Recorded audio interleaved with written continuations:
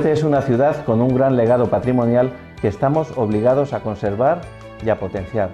Su importancia histórica, como cabecera de comarca y de una zona amplia de influencia, ha hecho que tengamos edificios históricos monumentales, rincones con mucho encanto y también obras de arte de todas las épocas de la historia del arte.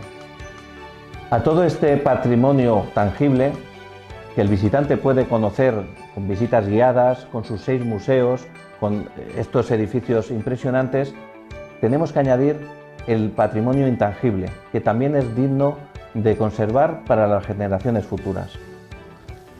Los protagonistas de la historia de un pueblo son sus gentes, y qué mejor que ellos para que nos cuenten ese pasado, nuestra historia, esa forma de vida, esas tradiciones que o se han perdido o se han transformado, esos oficios que se han perdido o esas costumbres que también han cambiado a través de los tiempos. Nunca va a ser como antes, la forma tradicional de vida con la forma actual, antes con más esfuerzos, sin tecnologías, con menos medios. Por eso, esos testimonios queremos que perduren en el futuro. Con este trabajo audiovisual, desde el Ayuntamiento de Huete, queremos dar a conocer y perpetuar esas vivencias y ese patrimonio inmaterial que está en el recuerdo y en la memoria de sus gentes.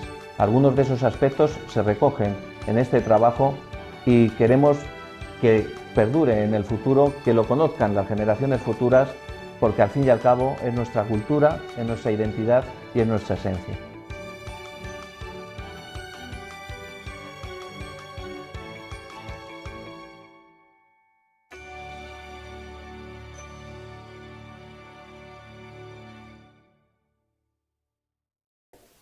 El 9 del 1 del 41. Mi profesión ha sido de maestra. En el 1930, el 13 de julio, el oficio de enterrador. En el 40, el 3 de junio voy a hacer 85 años. Mi vida fue siempre el campo a rasa, desde los 6 añitos. En el 1941, mi profesión, mi vida normal en mi casa y trabajando, sirviendo desde los 10 años hasta que me casé. En el día 9 de agosto de 1960. Iba a la escuela, la ayudaba a mi padre, que mi padre era pastor, la ayudaba a mi padre, por las tardes a sacar la basura y todo a la era. Y luego después ya, cuando cumplí los 16 años o 18, 16, me fui ya con los albañiles. Principalmente las relacionadas con la iglesia, porque entonces todo el mundo era como muy religioso y todo el mundo iba a las misiones, cuando las había, a la iglesia se llenaba y las relaciones con la gente pues eran buenas. Cuando había algún espectáculo, en las fiestas sobre todo, había muy buena relación con todo el mundo y había espectáculos, había circo, había toros en Huete, había una plaza de toros, íbamos a los toros. Yo hasta de pequeña me acuerdo de haber ido a los toros. Había ferias, 3 ferias en Huete. En las ferias nos relacionábamos no solo con los de Huete, sino con los de los pueblos de alrededor, que todos venían a las ferias. Era algo importantísimo, las ferias que eran de ganado principalmente, pero había muchos puestos, comprábamos cosas que normalmente no teníamos. Allí se compraban melones, se compraba bacalao, se compraban aperos de labranza, las almendras garrapiñadas de Pastrana, que venía en una pastranera, cosas que no la teníamos normalmente. Las ferias para nosotros era un gran espectáculo. San Antón con los animales, íbamos montados en los borricos, pasábamos el cura, nos iba... Navidad, pues juntábamos, coño, vamos a mi casa, te comías una rosquilla, bebías un trago de limonada, en fin, todas esas cosas. Los bautizos entonces, en mi juventud, no se celebraban como se celebran ahora. Las bodas sí. Yo recuerdo mi boda, 3 días de boda, de festejos, 3 días. Esto hace 60 años, que los hemos hecho ahora, el 60 aniversario. Y entonces, hombre, unas se celebraban más, otras menos. En mi boda estuvo 3 días de fiesta porque nos casamos 2 hermanas con 2 hermanos el mismo día. Bueno, los funerales se moría cualquiera, se quedaba en la casa. En la casa la metían en la caja y en la casa venían los vecinos a hacer la visita y luego después al entierro. Pues en el pueblo la mayoría eran agricultores. Agricultores, en la época mía, la mayoría con mulas, con burros, con caballos, todo hasta que llegaron los tractores, pues todo era con animales, claro, y era todo pues manual. Se segaba manualmente, se sembraba manualmente, y todos los aperos que se pueden ver aquí en el museo, todos los aperos estaban en todas las casas, que habrán sobrado todos, por eso han venido aquí, han sobrado todos los aperos por la llegada de los tractores. Cuando llegaron los tractores, pues la agricultura ya fue más latifundista, dijéramos, con unos pocos tractores se hacía toda la agricultura. Entonces las personas, las familias empezaron a emigrar porque ya no había trabajo para todos. Ay, pues siempre había, mi madre tenía que ir al campo, allí había muchos animales, allí había ovejas, había cabras, había conejos, había gallinas, había de todo, había mulas, y había que ir a por paja para los animales. Sí, os he dicho que es una vida de arrastrar siempre. Además no me pesan, de arrastrar siempre, y vivo contenta, ¿eh? Pues la matanza empezaba preparando 2 gavillas de aliagas por la mañana, antes de la matanza, 2 gavillas de aliagas. Las preparamos antes de matar el gorrino, para el día que llegara el día de la matanza, coger y empezar a prepararlo. Llegamos por la mañana, teníamos ya el agua caliente para lavar el gorrino, se mataba el gorrino, lo asocarrábamos, lo lavábamos bien lavado,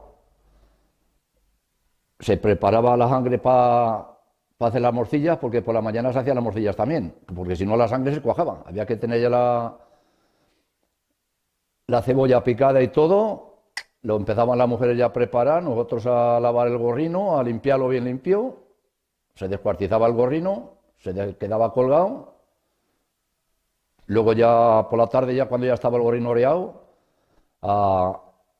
se hacía trozos, se descuartizaba todo bien descuartizado, llevábamos después, a las mujeres les íbamos llevando para que ya fueran deshaciendo ya el gorrino, y después ya pues cuando ya estaba todo preparado, otro día se llevaba el presente a los vecinos, a los familiares, una morcilla, un hueso del espinazo y un trozo de falda del cerdo.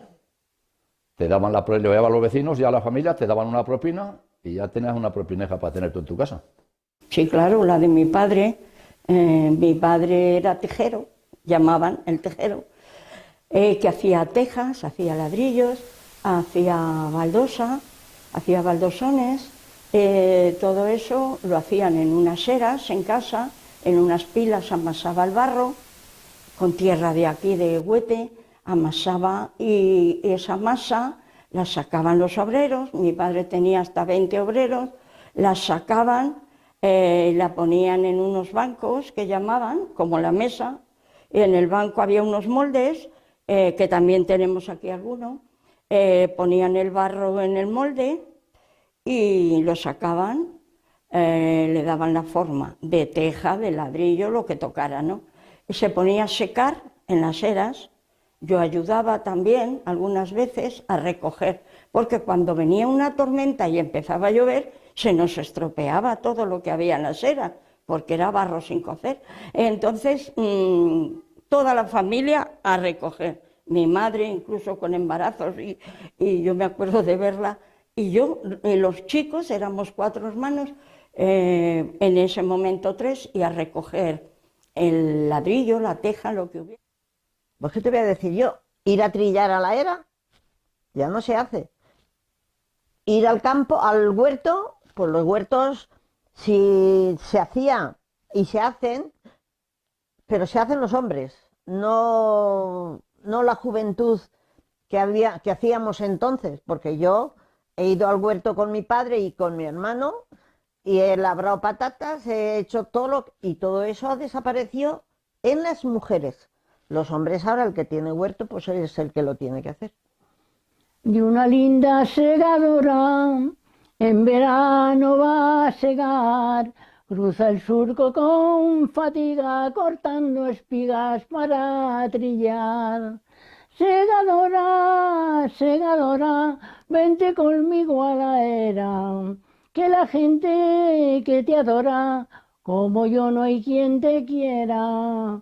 Mientras tú aumentas el trigo, yo la parva trillaré, y a la sombra de la cina junto a mi trilla te llevaré. Cuando no había caramelos, decían todos los chicos, bautizo cagao, que a mí no me han dado, si cojo al muchacho lo tiro a un tejado. Eso cantábamos los chicos cuando no nos daban caramelos. La relación con los vecinos era extraordinaria. Entonces las puertas estaban todas abiertas y allí entrábamos y salíamos en casa de los vecinos como en nuestra propia casa. Era extraordinaria la relación que teníamos, el de al lado, el de enfrente, jugábamos todos los niños del vecindario, que entonces estaban todas las casas habitadas, en todas había niños y jugábamos mucho. La relación era estupenda. Mis padres también se llevaban muy bien con los vecinos, se prestaban todo, se pedían dinero cuando les hacía falta, se pedían cosas de la cocina, de lo que fuera, de guisar, en fin, era una relación muy grande, mucho más que ahora, claro. Muy buena. Un vecino le voy a decir que antes era un vecino mejor que hoy uno de la familia. Siempre buena. Fenomenal. Mejor que ahora. La danza de San Juan era una maravilla, y las de Santa Quiteria también, cada uno, pero bueno, primero iba el paloteo, y luego sí, y daban la vuelta unas por encima de, brincábamos unas por encima de otras, y luego el trenzado de las cadenas, eso es precioso. El trenzado de las cadenas es precioso. Y ya hacen un círculo, y ahí ya ahorcaban al diablo. El que iba bailando el último, ahí lo dejaban ahorcado. Pues bueno, las danzas de Santa Quiteria en mi niñez, salíamos de la posguerra y entonces las danzas se retiraron, no sé si en San Juan también, pero también serían. Y después, pues ya cuando ha habido un poquito más de dinero, vamos a ponerlo así, de dinero, porque las danzas no es danzar, es vestirte, es pagar por aquí, pagar por allí. Bueno, pues se han renovado muchísimo, están las lilas, que son preciosas, están las aldeanas, que no me salía el nombre, que son distintas, sí, total. Si la danza en sí, lo mismo en un lado que en otro, la danza es la misma, que se exprese de una manera o se exprese de otra.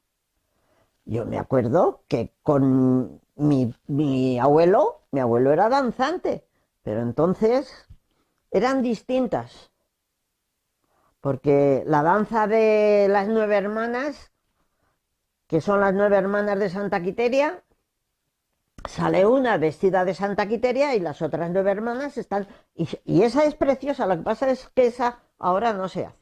Bueno, pues a las futuras generaciones les quería decir que no abandonen siempre, nunca su pueblo.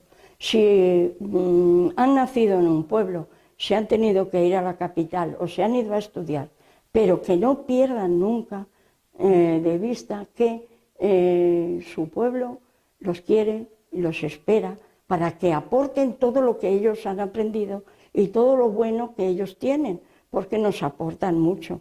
Que no se pierda ese entusiasmo de todos los que se han ido por su pueblo. El respeto. El respeto se está perdiendo. Antes el respeto de que te miraba un padre, solamente con mirarte sabías lo que te decía. Y hoy no. Hoy no. Eso no existe. Que tuvieran un poquito de respeto con los abuelos y que fueran como han sido sus abuelos, nada más. ¿Qué debían de hacer? Pues poner un poquito más de jornal. Que fuéramos como entonces, sanamente. Que si yo te digo una cosa que sea de verdad, pero que no sea por darte la espalda. Esos valores de naturalidad y de hablar con toda la gente, y eso se está perdiendo total, por lo que sea. Que supieran respetar al prójimo, que supieran, si están trabajando, ser honradamente en lo que están, que supieran respetar a los padres, que se respeten unos con otros y que si uno tiene una cosa y le hace falta al otro, por el bien, que sean personas sencillas y sinceras. Que trabajen, que no se dejen llevar por el ritmo de que voy a dar, me van a dar y me van. Estamos perdidos con el lado, pero completamente perdidos, por mi parte, porque nadie no da nada de balde, nadie. Y si estamos viendo lo que está pasando, vamos a ir a un pozo sin fondo. Bueno, pues la caza y la pesca, a mí la caza me gusta mucho, más que le puede gustar aquí, bueno, a todo el mundo, pero la caza yo no la dejaría ni la pesca tampoco. Si quitamos la caza, si quitamos la pesca, ¿dónde vamos a invertir tiempo? Si no vamos a tener nada, si aquí en el pueblo no va a quedar gente, si no tenemos ni caza, ni pesca, ni nada, ¿qué vamos a hacer aquí? A ver qué hacemos aquí. Pues que trabaje todo el mundo, que es que no queremos trabajar nadie, es que no quiere nadie hacer nada, y si no queremos nadie hacer nada, yo no sé de dónde va a salir el dinero. Porque nos vamos jubilando y la gente mayor va cayendo, y a ver dónde va a salir el dinero. Ya pueden poner fábricas de dinero, si no, no va a haber dinero para todos.